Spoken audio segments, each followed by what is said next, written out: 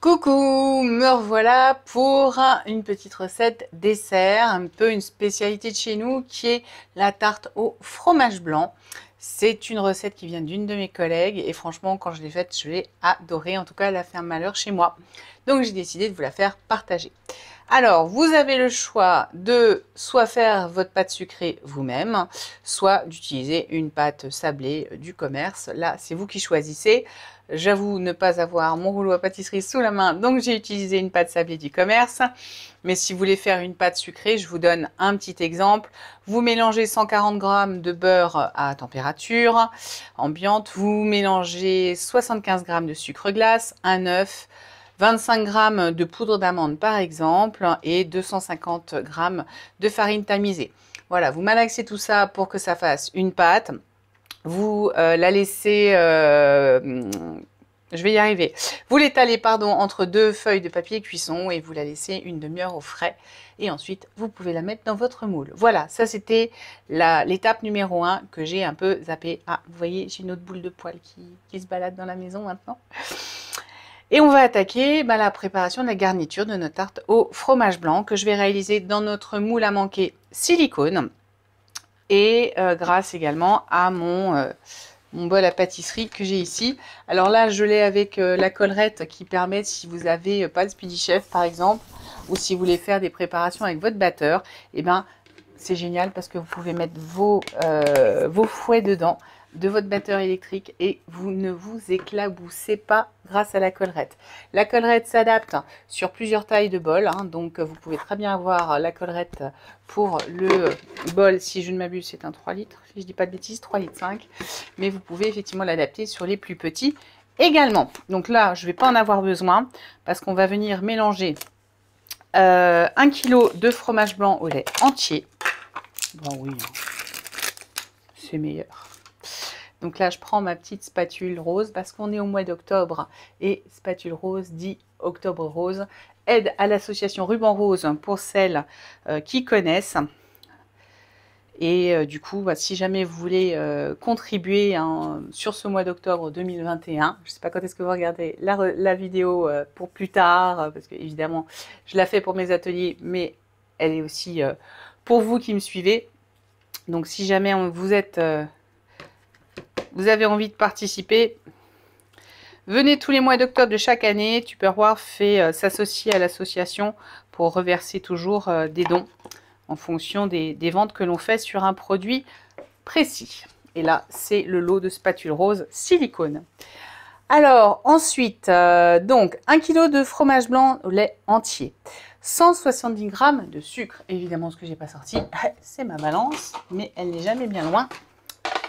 Tada, la voici. Mon sucre, le voici. Je vais prendre, on fait la tare. Et j'ai dit 170 g de sucre. Hop. Moi, je vais alléger un peu. On va mettre juste 150. C'est histoire de dire. Hop. 150 g. J'essaye de réduire un petit peu les doses de sucre dans toutes les préparations que je fais. Donc là, j'ai mis 150. À vous de voir. 10 ml de vanille liquide ou en poudre, que voici. Alors là, j'ai la cuillère de... Je sais pas ce que j'ai fait de mes cuillères mesure. Mais vu la quantité que j'ai, je pense que je vais pouvoir tout y mettre. Voilà. Donc 10 ml de vanille liquide ou en poudre, 70 g de farine et 100 ml de crème liquide entière. Donc ma farine, la voici. Je refais la tare.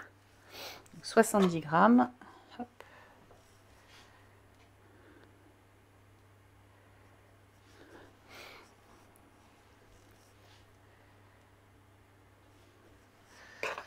Allez, encore 3 petits grammes de rien du tout.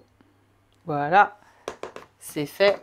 Et on finit par 100 ml de crème liquide. Je l'ai où la 100 ml? Elle se cachait là, pile poil. Donc vous le savez, pour savoir exactement, il faut que le liquide rentre dans le début de la poignée pour être sûr d'avoir les millilitres exacts. Je mélange un peu parce qu'évidemment, Le bouchon s'est un peu solidifié.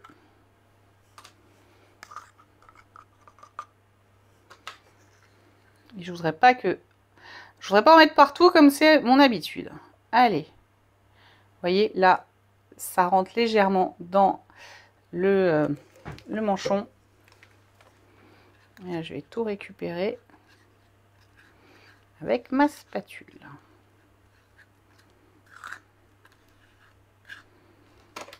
Allez, j'enlève le surplus de ma spatule et je vais utiliser mon fouet plat. J'enlève la balance parce qu'elle n'aime pas trop ça. Mon fouet plat métallique qui va me permettre de mélanger ma préparation sans aucun grumeau.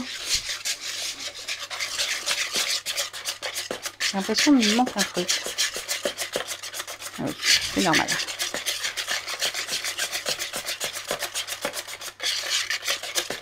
Et à cette préparation, on va rajouter 5 jaunes d'œufs. Et les blancs, on va les mettre dans notre speedy. Parce qu'évidemment, on va les monter en neige. Évidemment. Allez. Ne pas tapoter vos œufs sur le bord du speedy ou de votre bol. Pour éviter de les endommager. Allez. Et de 1. Oups, j'ai tapé un peu fort là. Comme à la maison, hein, on est d'accord. Hein. Je ne suis pas la seule à faire des bêtises. On est bien d'accord.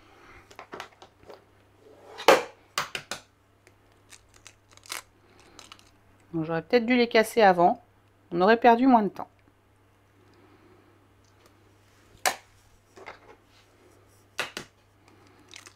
Alors, quand vous montez vos blancs en neige, même avec le speedy, même s'il est super efficace, ne faites pas la même erreur que moi.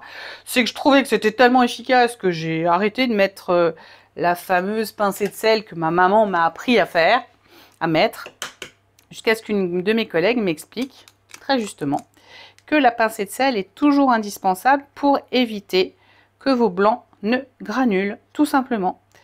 Donc, eh ben, on va continuer à mettre notre pincée de sel, mes petits modulaires.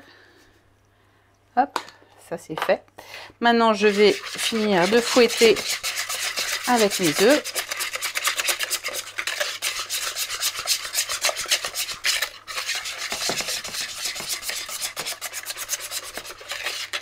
Et on va monter nos blancs en neige.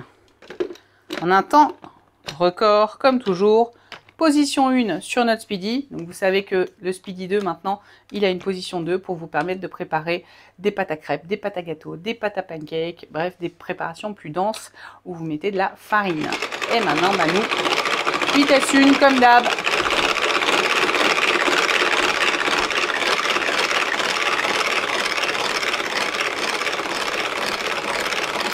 Hop, c'est moi qui ai glissé. Tada, ah, vous voyez pas bien, je pense. Et mes blancs, ils sont là, ils glissent. Ils tiennent, hein. Je vais même les raffermir encore un tout petit peu, mais ils glissent par en dessous.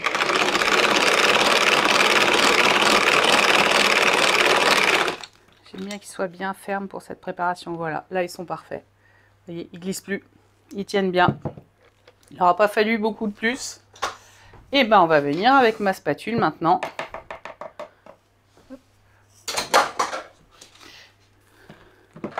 On va venir les incorporer délicatement dans ma préparation. Ensuite, on va simplement verser le tout sur notre pâte sucrée ou notre pâte sablée. Ceux qui préfèrent, ils prennent une pâte brisée. Je dois avouer que la pâte sablée, c'est quand même avec, pour les desserts, moi, c'est ma préférence. Mais après, hein, chacun ses goûts. Et on part pour 45 à 50 minutes à 180 degrés. Donc encore une fois, hein, sachez que si on vous donne des durées approximatives, c'est que chaque four fonctionne différemment. Donc vraiment guettez. Moi en général, je mets toujours ma minuterie 10 minutes avant la fin pour voir un petit peu où on en est. Après, tout dépend si vous l'aimez bien bronzée ou plutôt saignante, comme dirait mon conjoint. Donc voilà, c'est encore une fois selon vos goûts. Donc vérifiez régulièrement la cuisson pour avoir celle qui vous convient.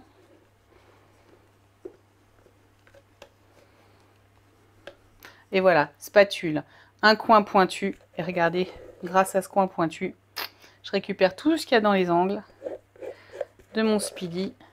Et évidemment, tout ce qu'il y a au bord. Rien ne se perd. Oui, je sais, je le dis tout le temps ça. Mais en même temps, c'est tellement vrai. Alors les spatules roses, hein, spatules collector. Donc ne les loupez pas. C'est que ce mois-ci.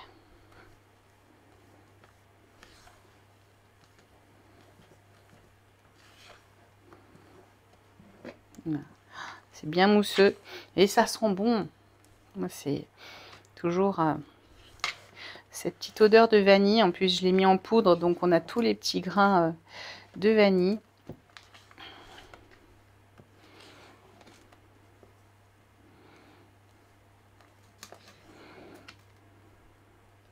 Allez, on essaye d'avoir les grumeaux de blanc en neige qui restent et on va simplement verser notre préparation. Alors, pendant la cuisson, vous allez constater un phénomène surprenant.